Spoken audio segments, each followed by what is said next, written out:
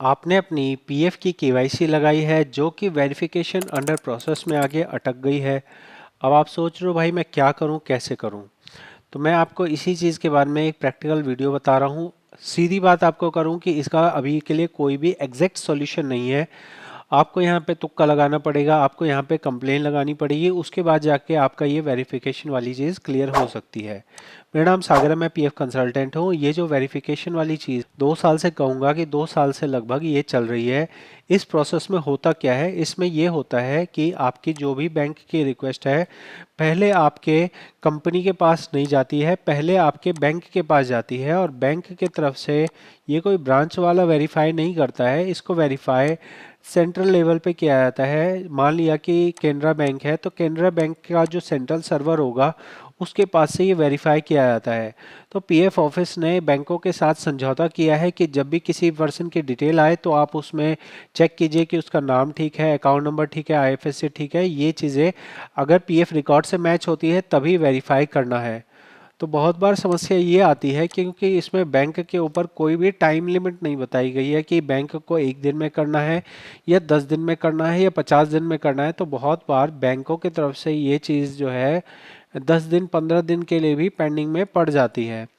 तो ऐसे में हमें यहाँ पे ये करना होता है कि मान लिया कि मेरा केनरा बैंक है तो केनरा बैंक के मैं सेंट्रल सर्वर पे कांटेक्ट नहीं कर सकता, किसी का नंबर हमें पता नहीं है। तो हम यहाँ पे ईमेल करते हैं कस्टमर केयर को या कस्टमर केयर से पूछते हैं। उसके बाद हम यहाँ पे जो एनपीसीआई होता है, NPCI national payment corporation of India, उससे भी हमें ईमेल करना होता है। तो जैसा मैंने आपको शुरू में ही कहा कि इसका कोई सटीक तरीका नहीं है। आपको बैंक में एनपीसीआई में ईमेल करने हैं, ईमेल में अपना ये स्क्रीनशॉट भेजना है कि मेरा इस तरह का केवाईसी है जो कि पेंडिंग में पड़ा हुआ है, हमारी ब्रांच से ये नहीं हो सकता है, सेंट्रल लेवल से हो सकता है। कृपया करके ये रिक्वेस्ट जहाँ भी पेंडिंग है कृपया करके इसको करने के लिए हमारी हेल्प करें। ऐसा आपको अपने बैंक को और बैंक का जो कंप्लेन मैकेनिज्म है उस पर डालना होता है। जो मैं ये कह रहा हूँ ये मैंने कुछ लोगों के अनुभव से जाना है।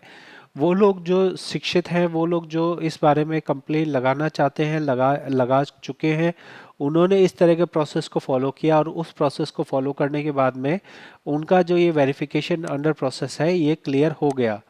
आमतौर पे अगर आप इसको छोड़ देते हैं तो इसे 5 दिन से 10 दिन या कुछ केसेस में मैंने देखा है कि 15 दिन 1 महीने भी लगे हैं और ये हो जाता है। इन जनरल नॉर्मल तौर पे नॉर्मल सरकमस्टांसेस में इसमें 5 से 10 दिन का टाइम लग सकता है। जैसा कि आप यहाँ इस केस में देख रहे हैं कि ये 15 जुलाई को किया गया है और यहाँ पे 17 जुलाई 19 जुलाई हो चुकी है, 4 दिन का टाइम हो चुका है। तो आपको जो मैं केस दिखा रहा हूँ ये रियल केस है, प्रैक्टिकल केस है, इसमें मैं आपकी कोई हेल्प नहीं कर पाऊंगा।